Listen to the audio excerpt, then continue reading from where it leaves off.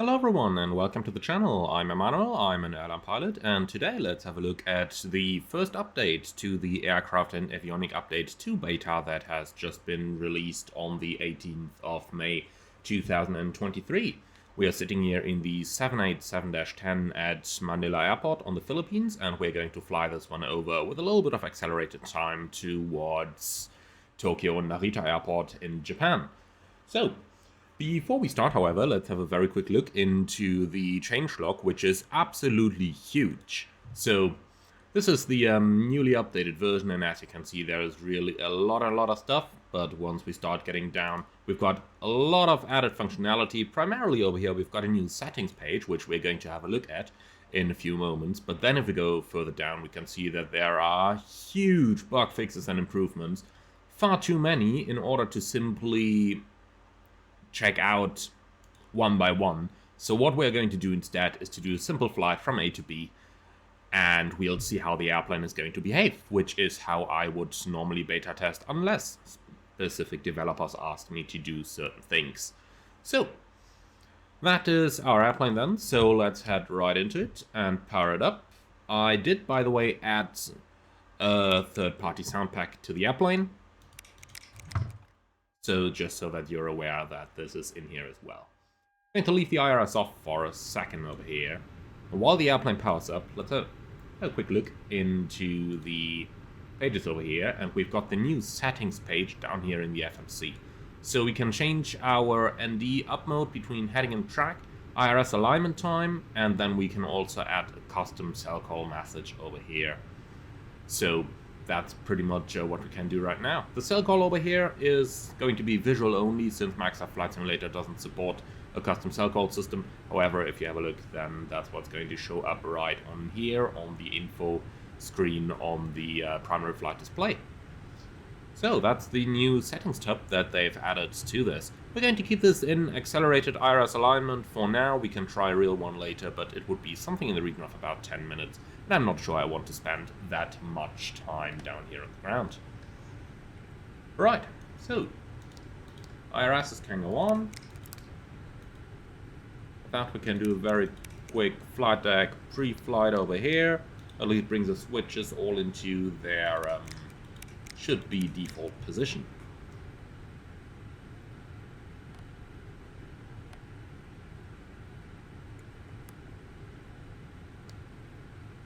Okay, so with that done, let's have a very quick look into our payload and fuel. We are planned to depart at 26.7 tons of fuel. We still got to load this using the weight and balance menu, unfortunately. I hope that they're going to do something about that very soon. So let's say we've got an empty center tank, and then we are looking at a scheduled amount of fuel or something in the region of 26.7, so make that 27 tons of fuel that we should be carrying here. So a little bit less. Like this, 28.5, perfect, all we need. And payload, we'll take 43 tons of payload today, which equals 15 tons of cargo and then 270 passengers, which is just under the maximum load that the all-Nippon Boeing 787-10 can actually carry. So, with all that done, let's head right into the FMC setup. Alright, that is the FMC setup completed. I skipped over it a little bit. Basically, you guys are familiar with the FMC setup.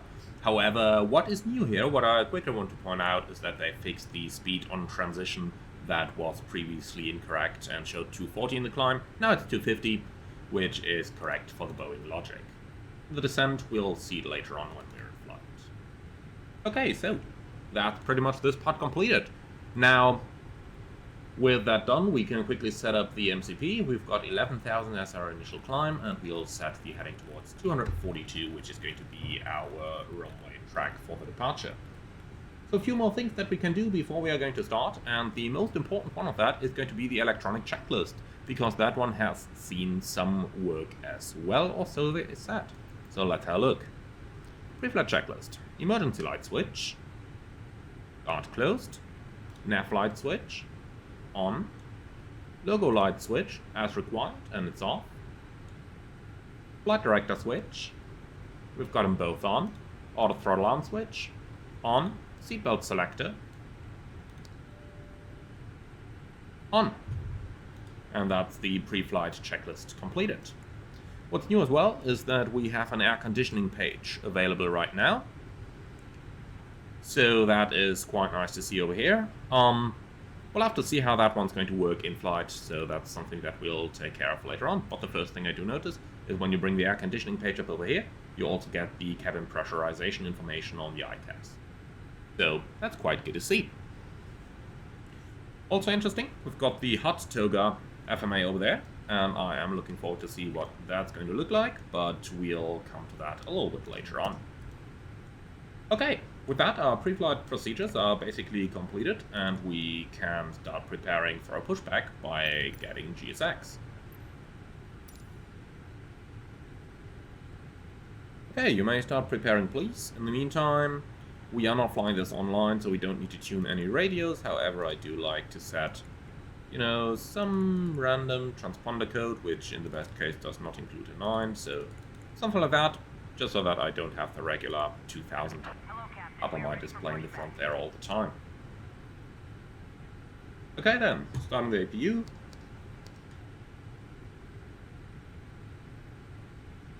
And then let's talk to the ground guys. Cockpit to ground. Go ahead, please.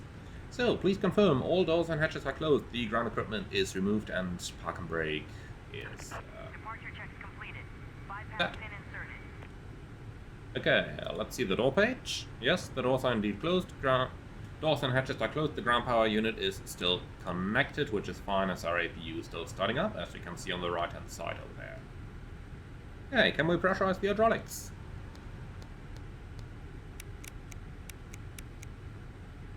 Okay, and then we are basically ready to go. So, something to keep an eye on today's flight is going to be the stabilizer trim on the rotation. The nose can go to the right-hand side, please.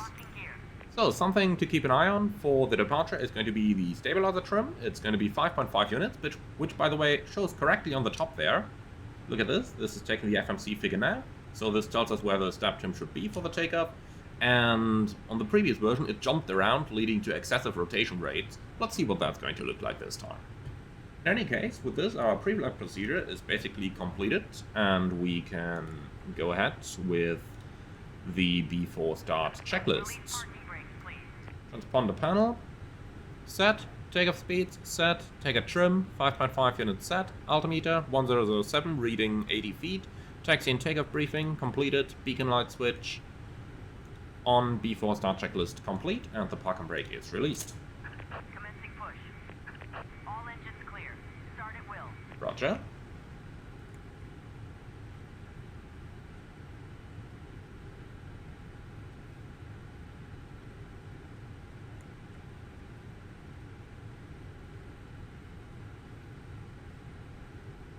So we'll wait until they have pushed us beyond the line marking the end of the gates over here, and then we are going to commence our engine startup. Startup is so quick here in the Boeing 787 that I do not see any urge to do it early.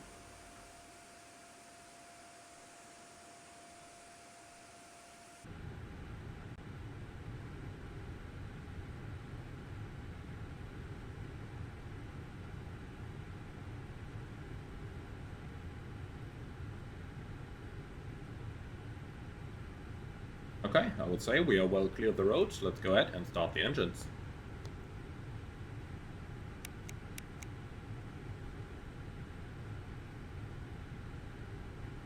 So, no load shedding quite yet, but I did have a quick chat with some of the developers. They hope to be able to do it for the final release version.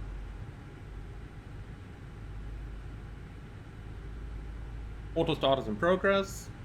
We're just gonna wait until the engines are done.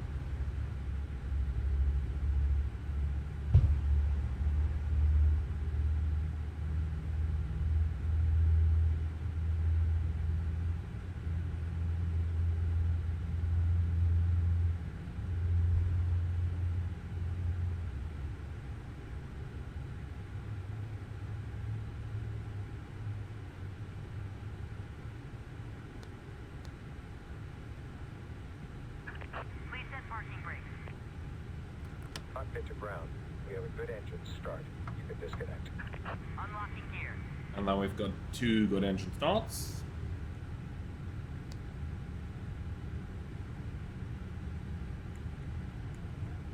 Recall is check. Flaps 5 and flight control check. Full up. Full down. Neutral. Full left. Full right. Neutral. And we'll do the rudders as soon as the ground crew is disconnected. What's very nice to see there, previously there was a bug that stuck the elevators in the down position, but as you can see, that one's fixed.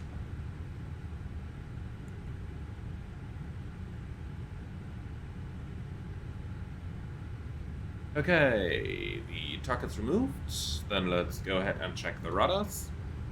Full left, full right, neutral. Bypass pin removed. Okay, thank you very much. Clear to disconnect. Clear signal on the left hand side, and have a good day. Right is clear.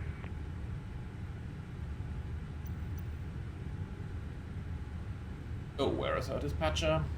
Anywhere here? No, not really. Well, if she's gone, she's gone.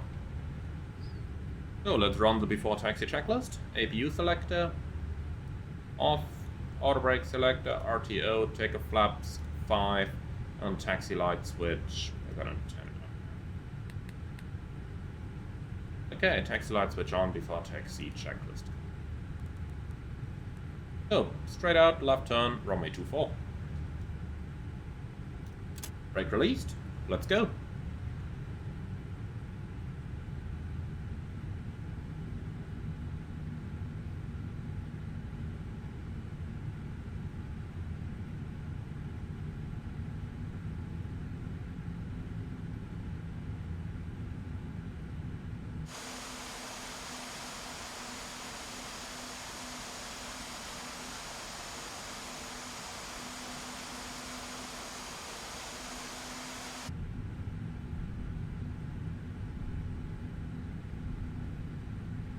Okay, taxi is fairly easy, straightforward, pretty much to the end before we enter the runway and then out to the left. And with the taxi routing understood, let's go ahead and do the before takeoff briefing. It's going to be a left seat takeoff on runway 24, flaps 5, noise abatement procedure 2, and we're going to accelerate at 1500 feet. Our takeoff speeds today are going to be 152, 157, 164, and we're using a full takeoff, 1 takeoff. Okay, for our sit, we are going to proceed straight ahead, Lima Lima 24 Foxtrot, maximum speed 250 knots. Let's have a quick look at that on the plan mode over here. And then it's going to be a left-hand turnout, and basically enter that downwind over here and proceed climbing to flight level 110, or actually 11,000 feet, which is exactly the transition altitude over here in the Philippines. And that's going to be it. Any questions on the briefing? No? Very good. Then let's have a look into what the changed before takeoff checklist looks like. Okay, still a little bit of stuff on there, so we are just about going to wait until we have line-up clearance, since it includes stuff like the strobe and the landing lines. Still a bit different from the real Boeing checklists that I found online. Or rather that I found in the quick reference handbook, so those should theoretically be accurate. But we'll see about it. They did some changes to that checklist already. Maybe they are going to do more, maybe not. I do not know yet, but it is something that I am certainly going to keep up with them.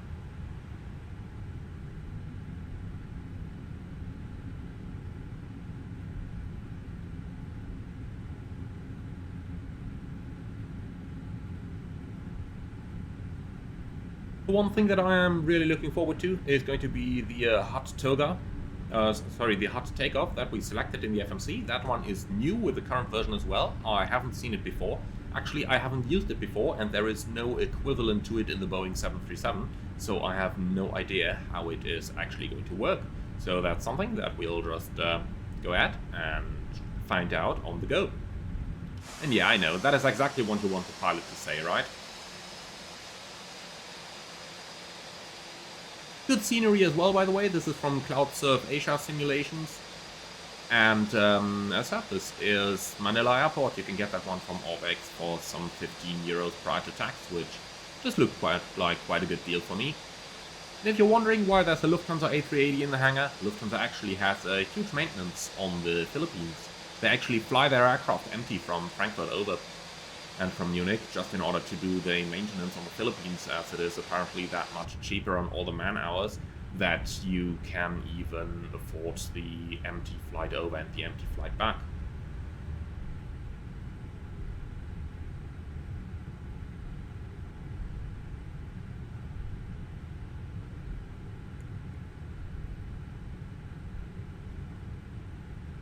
Okay, lineup checklist, or before takeoff checklist, or whatever it's actually called.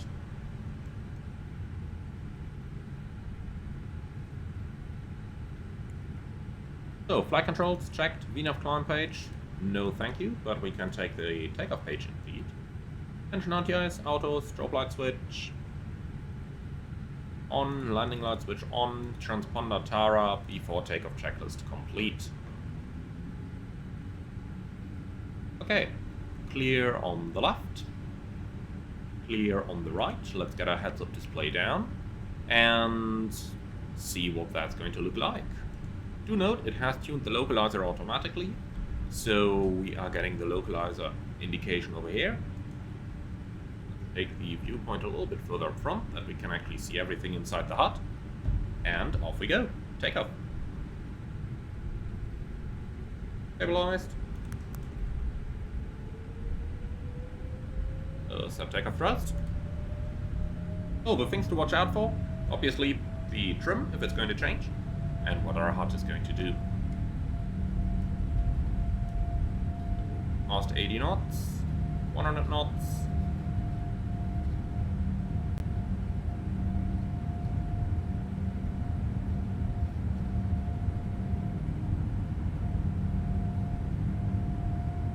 V1. Rotate.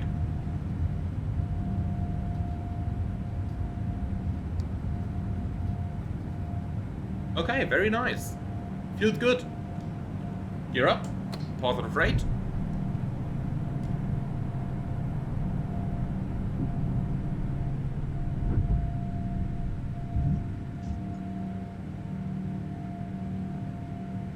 That takeoff felt really good. I was a little bit hesitant at first with my rotation. I'm sure you've seen it, that I really tried not to pull too hard there. But after all, I needed to add a little bit of pulling force, and the airplane eventually rotated really nicely, so very well done. Okay, accelerating.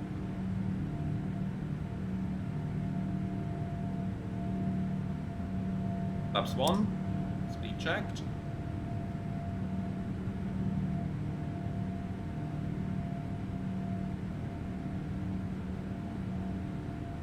Flaps up. Speed check, flaps up. Autopilot on. Doing 250 knots as designed, very nice. Climb thrust is set. And off we go. So we're at a rather lightweight today. At eventually doing only a 3.5 to 4 hour flight over here, so expect high rates of climbs. Like 4,600 feet a minute that we're getting right now, that is something that I would totally expect, so that does seem alright to me. After all, that is why you're doing these climb thrust reductions there. As you can see, we took off at climb 2, and the FMC automatically sets those so that the climb thrust is no greater than the takeoff thrust, so that it doesn't increase its thrust after takeoff when it starts accelerating, or rather when it reaches the thrust reduction altitude. Makes sense with the term actually being thrust reduction altitude, doesn't it? And then, at least in my old airline, as soon as we've been cleared above 15,000 feet, we could manually delete the climb derate. However, I found that in the 787 I'd rather keep it in, because it limits your rate of climb rather nicely, and if you just go full blast right now, it gives you an incredibly high rate of climb. Now, I read a couple comments about that, if that's realistic or not. And obviously I have never flown a 787, so I can't tell you for certain. However, what I can tell you is that if you are flying a twin-engine aircraft, there is always one thing you have to keep in mind. In a twin, if one engine fails, the other needs to be able to safely climb you out, and it needs to be able to do that at the maximum takeoff weight of the plane. And for that reason, when you go full blast on a two-engined aircraft, you are usually going to get a lot more thrust than, for example, in a four-engined aircraft. Okay, passing 10,000, we still have a speed restriction over here in our SID, which is the reason why the target speed hasn't increased yet. Passing transition altitude is standard. Passing 11.5, coming 370.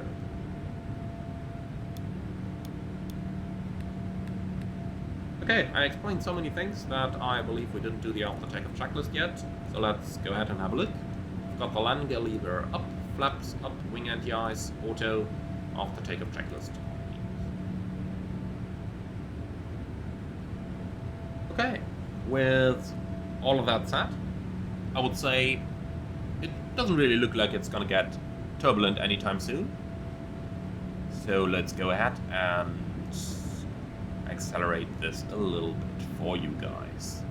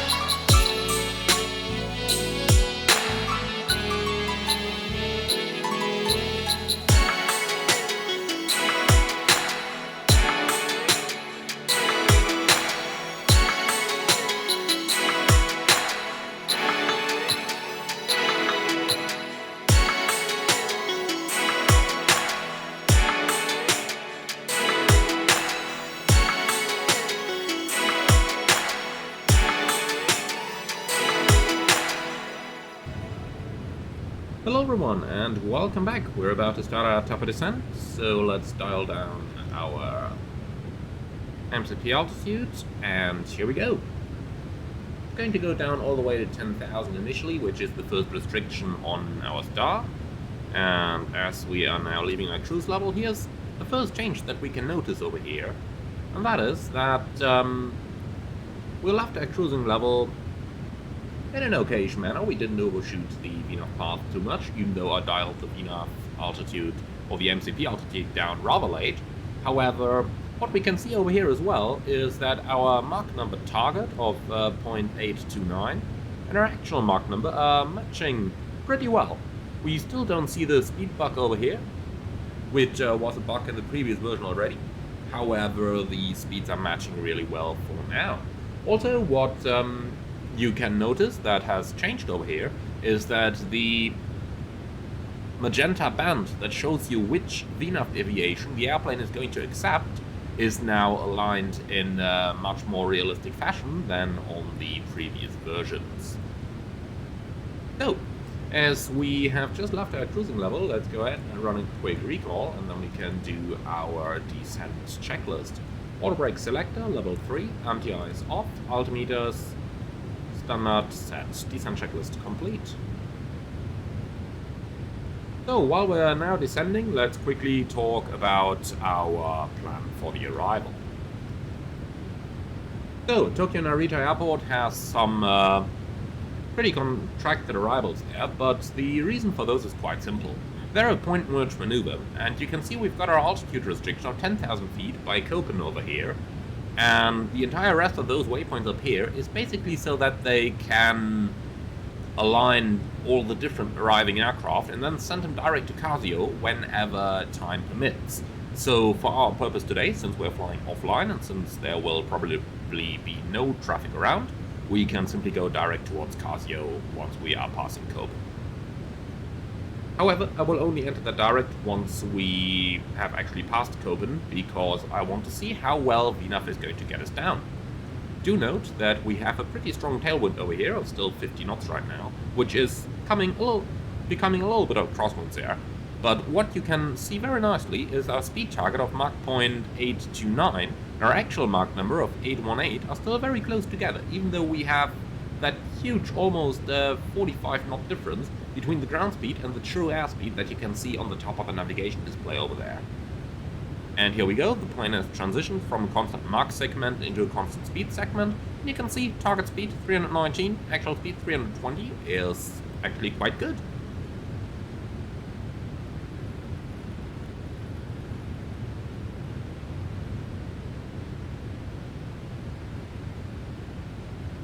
Okay, we will be entering some clouds very soon. There's currently a large major frontal system going over Tokyo. If I turn the weather radar on, you can see it as well. Talking about the weather radar, by the way, the contrast switches down here have been made live now. So as you can see, we can change the brightness of the weather radar returns, which is something that I quite appreciate, as previously they were far too bright.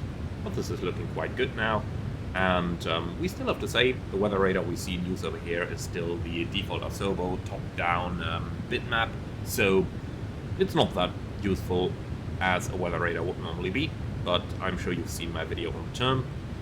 And if we go down to our control unit of the weather radar, it still says INOP, so we cannot actually control anything in there manually. In any case, I do believe this is quite an improvement over the previous VNAV descents, so looking forward to see what else the plane has to offer. Okay, about to enter clouds, temperature is currently plus 11, so we do not need any anti-ice for now. In general, the weather conditions at our destination, Tokyo Narita at the moment, wind 170 degrees 6 knots, 10 kilometers, light showers of rain, few clouds 1000, broken 5000, broken 7000, and temperature 17 degrees, dew point 17 as well, QNH 1010. Temporary weather 4000 meters, showers of rain, broom, few 800, broken 1200. In other words, the weather system that we're presented with basically indicates that we've got a frontal system moving through. However, I would kind of expect that since the basic weather is only light showers of rain, and since we've got broken clouds at 5000 and broken 7000, that sort of indicates that we've got a mostly stable air mass, so it's probably a warm front in the area. And I would expect that it has mostly moved through, since we get only the temporary showers of rain with reduced visibilities now.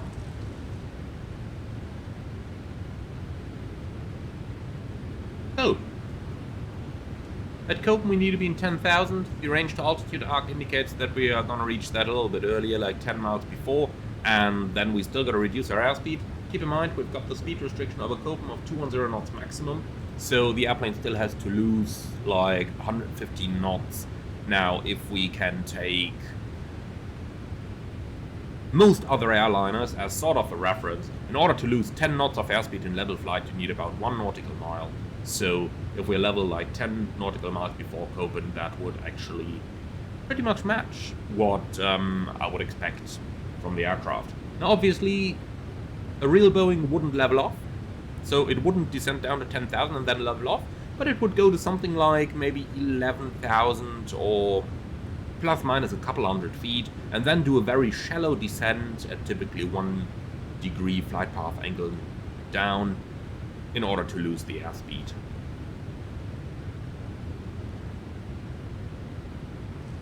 "18 degrees, so we don't need anti-ice, but we've got it in the auto position anyway, so in case the plane decides it needs some anti-icing, it will simply do it itself. So 14,000 is the transition. Let's go altimeter 1010. Passing 14.60, saying 10,000, no flags, stand by altimeter. That.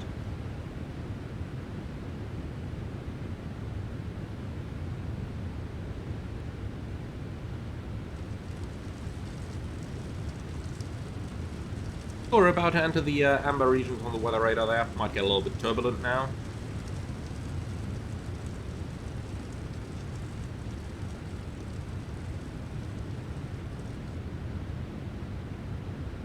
Just another comment on the weather, if I may, not related to the 787 in this case, but just to the weather. Seeing an amber cell as large as 40 miles, or even up to 60 miles up here, is totally unrealistic. An amber return would be quite strong weather, and 60 miles of more or less continuous amber, that is just... I'm not a physician, but I wouldn't be surprised if that weather cell would hold the power of an atomic bomb. If it was that strong for 60 miles straight. So, as you can see, rather unlikely. Okay, the plane is pitching up at about 11,000, so pretty good guesstimate from me there. And we are now slowly losing our airspeed. Let's see how that's going to develop.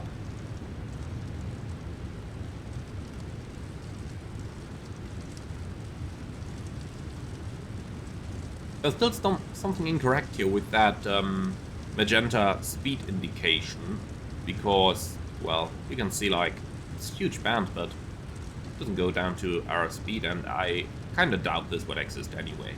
Because this usually shows you what the airplane is going to tolerate, so I don't know why it would tolerate that in these conditions.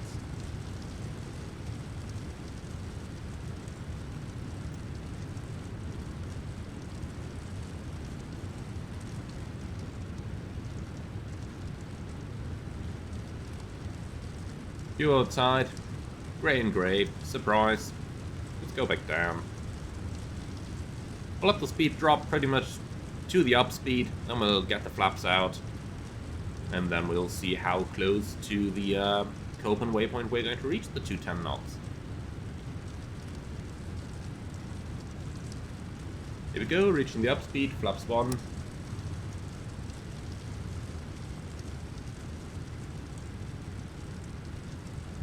Speed is coming back down.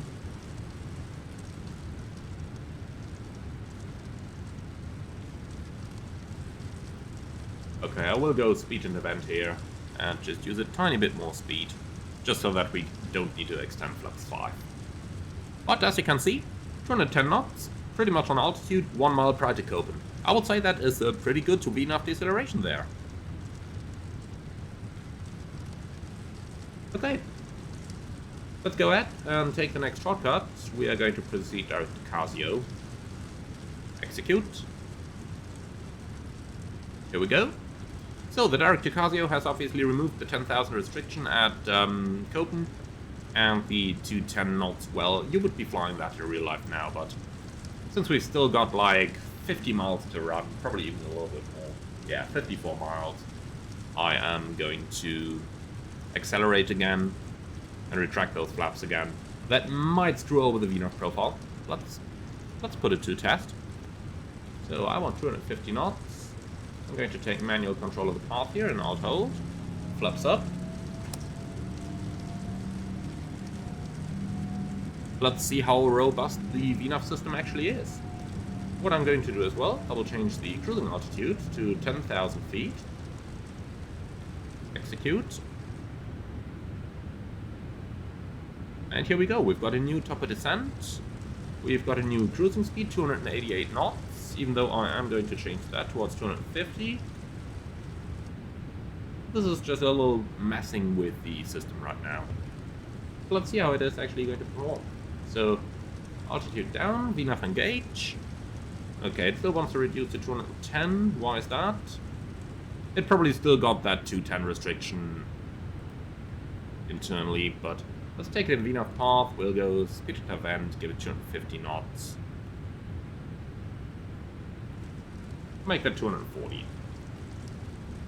That looks good to me.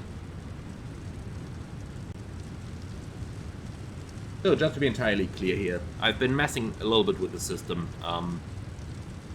Real airplane could probably take it, but in Flight Simulator I'm only aware of a single airplane that can take these kind of playing around with VNAV without totally tearing itself apart. So, if the VNAV is able to take this, then I'm actually fairly happy with it. Obviously this looks a little bit low. Let's see if we've got any reasoning for it being that low. A vertical situation display would be quite handy here, but that is unfortunately still not simulated. But if we look at this, we got a 6,000 restriction in Casio. Okay, so for that reason it's descending that far. Okay, makes perfect sense. And 6,000 at Casio. Perfect. So it is actually performing quite well there. Also, we passed 10,000, so let's quickly put on the lights. Quite dark in the weather, so I'm going to put the logo light on as well. And as well turn all of these up. That we're going to keep in the middle. Just a little bit of light here so that we can actually see something.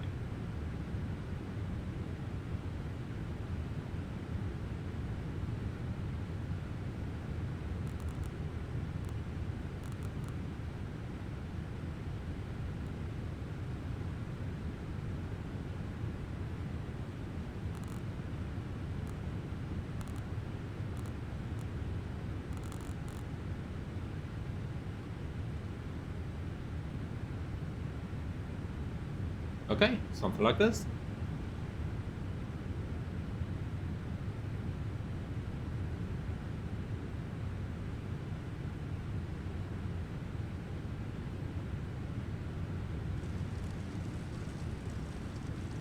Approach checklist, landing light switches, on, seatbelt selector, on, approach checklist complete.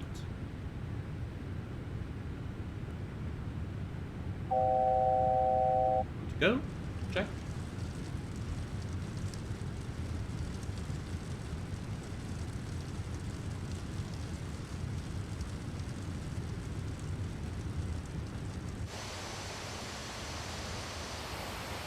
This is what I call bad visibility inside clouds. Can barely make out the rest of our airplane here.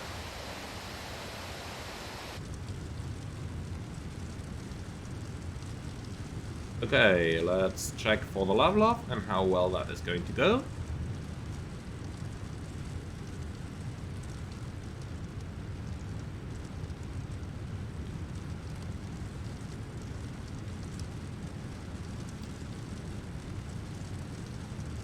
Okay.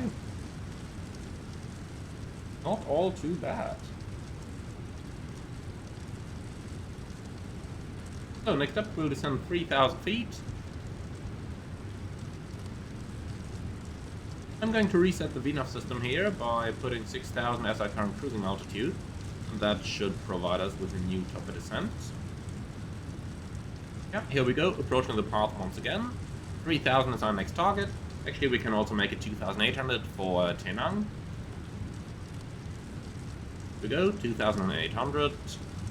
And then we should continue our descent very soon. Going to start speed reduction by the time we approach our base point there. Until then, I'm going to keep it on speed and event 240 knots because I really don't want to go too slow.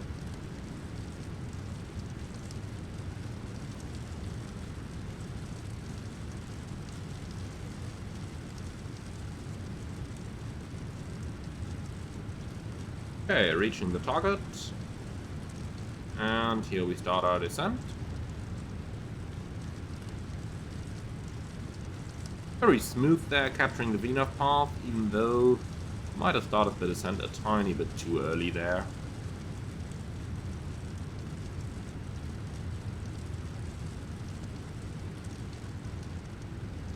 But overall, this looks quite alright.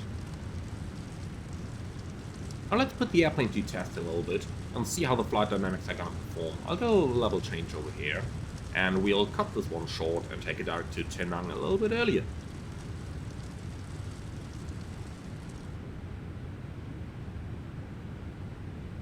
Pretty steep rate of descent there.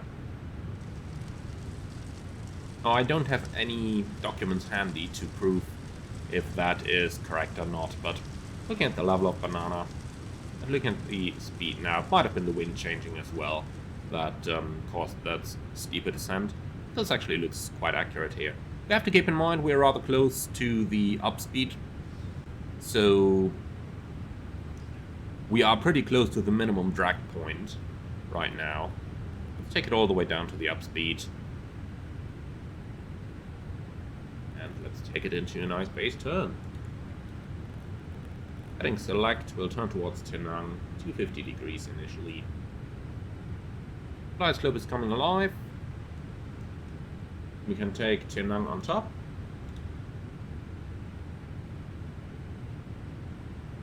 Let's see if we can make that radial in. Yeah, looks like that actually works. Okay, then 340 degrees.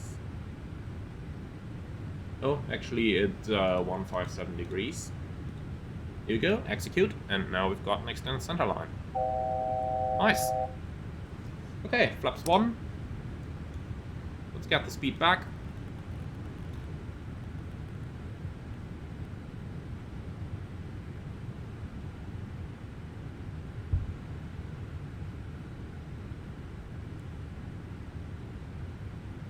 Normally the plane should be descending at like a few hundred feet a minute there, but I guess it's alright.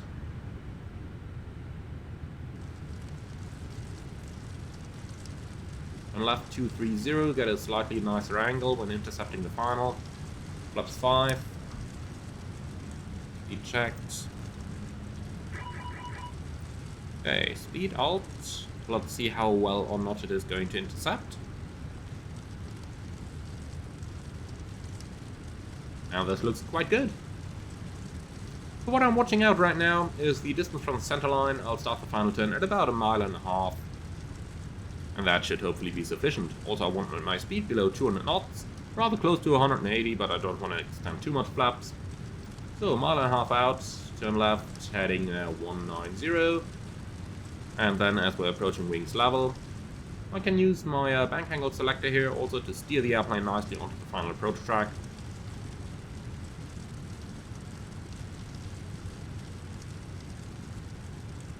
Approach armed.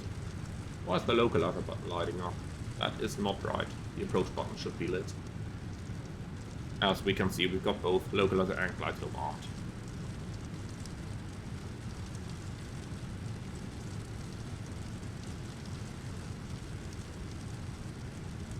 Okay, so let's monitor the intercept on the heads-up display. We have localizer capture. In the real plane, the runway heading would have set automatically.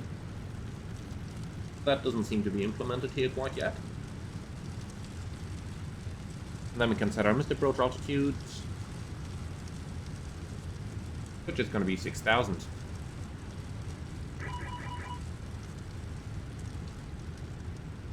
Okay, localizer and glide slope are captured, 7.8 miles out, flaps 10, terrain noted.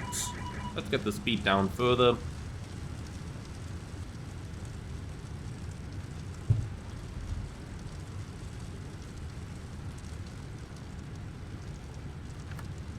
Okay, speed brake is armed.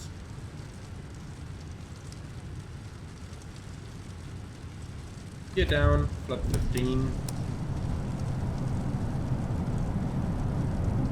Flaps 20. What unfortunately still seems to be missing is that once you're in flight, the ICAS indications like speed brake armed right now on the auto brake level are missing. On the ground they're working, but it seems like in flight they might still be missing occasionally. Okay. Landing checklists. Landing gear. Down, speed brake lever. Armed, flaps, 30. Landing checklist complete.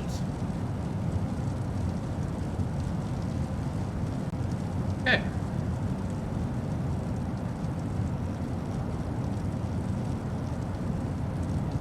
So, disconnecting the auto throttle.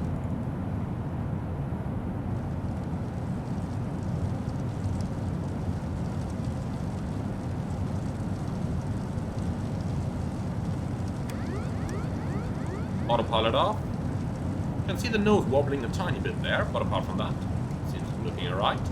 So let's see how the manual landing is going to feel, and most importantly, let's see if we are going to get correct radio altimeter callouts this time. That was probably one of the main things that bugged me on the previous version. The true sense of the word, by the way. Looks like there's a rain shower right over the field right now.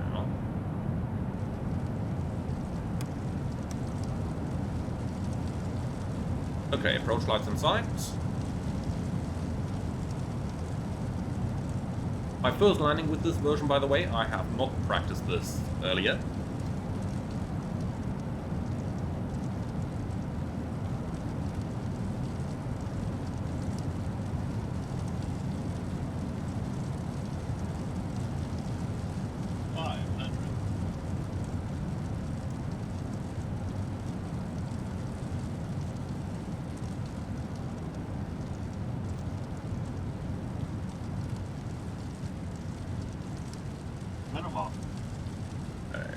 Continue, we can see everything, we are on the puppies.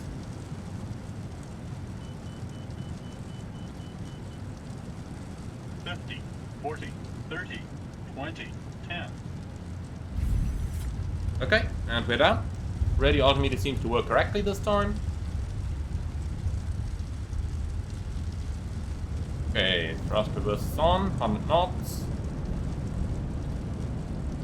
Let's take the reverses out and see how the auto brake performs. Auto brake 3 should be here, but it isn't, so the auto brake doesn't seem to be performing correctly. Okay, then we just about take the auto brake out and go to manual. Obviously I let the plane get very slow over here, but this was just to see how the auto brake works. Theoretically, the chevron over here, with auto brake 3 selected as we had it, should have been over here on the 3 indicator. It went all the way down here, so the auto brake seems to be much too strong at the moment for the levels pre-selected. Which kind of makes sense. 3 is always a good Boeing setting to make like a 2,000 meter exit or 1,800 meter exit, and this one is actually around 2,000 meters down the runway. You can see we would have stopped much earlier, which is not what I would have expected from this situation, but anyway. We made it to Tokyo.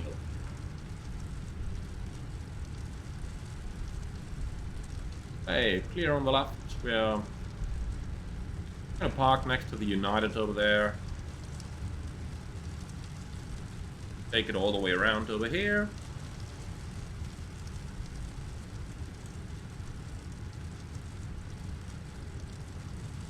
Something I did notice, the plane still loses quite a bit of speed in a turn. However, it doesn't seem to be as excessive anymore as it used to be on previous versions, where you could easily have brought it to a standstill doing a turn like the one I just did.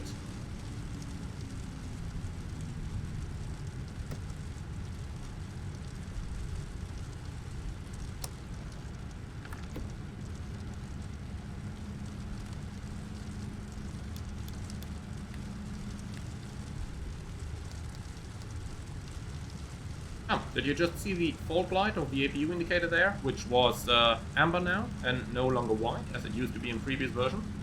Nice, nice. Also, we can switch our weather radar off. Not used to using one anymore in the simulator. And they did not add on after landing checklist, so we are pretty much done like this.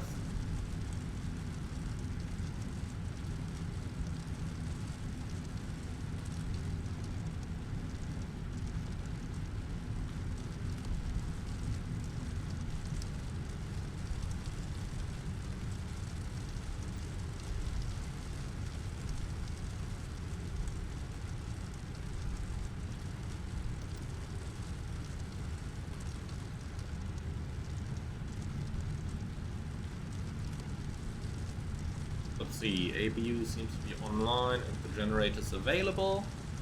Not sure if it is correct that is currently showing the lines connecting to the AC buses over here while the engine generators are still on. But then again, I'm not type-rated on the 787, it's just something that occurs a little bit odd to me, but it might very well be correct. So if you do know anything about it, I would appreciate to hear about it. Funny, however, we are still taxiing in, and you can see the external power avail lights are coming on there. Certainly we should not have external power available right now. Let's see if we can get them off again. We still gotta make it that away. 3 knots and the external power is still connected. That's funny. Okay, well, here we are. Parking brake is set. We do seem to have an APU, even though there is no indications over here. We can't even cancel anything there. Okay, so be it.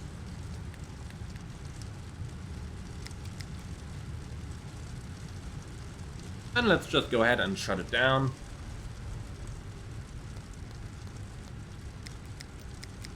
So external power is there. We can take it online and shut the APU.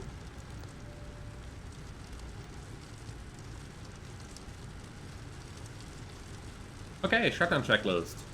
Landing light switches off, taxi light switch off, throttles idle, park brake set, seatbelt selector is off, anti-ice auto, fuel flow, cut-off, beacon light switch is off. Shutdown checklist complete. Okay, interestingly enough, now we are seeing an ICAS again. However, the cancel and recall switch now seems to be doing something. Okay, well, no further comment on that. However, it is somewhat working on it, as you want to see it. In any case, that is it. I'm not going to talk about my parking skills here, but I did bring the airplane entirely beyond the line, which is the most important thing. So, thank you very much for flying, everyone. I hope you've enjoyed this one. What's my opinion then on the second beta version of the Aircraft and Avionics Update 2? Well, my initial opinion is that they made quite some advances from the previous version. The airplane seems to be in a much better shape than it used to be, and that is something that I really appreciate. Now we'll have to see on how the further development is going to be, but that is certainly something for a future video. For now, thank you for watching and thank you for flying along, and you can be sure that you are going to find more flights from me using those updates. Thank you very much for your attention, and as always, if you want to support the channel, you can do that using the Buy Me Coffee link in the video description below, or by becoming a channel member, which is going to give you exclusive early access to new content before it is released for everyone else. Thank you for watching, and I see you again very soon.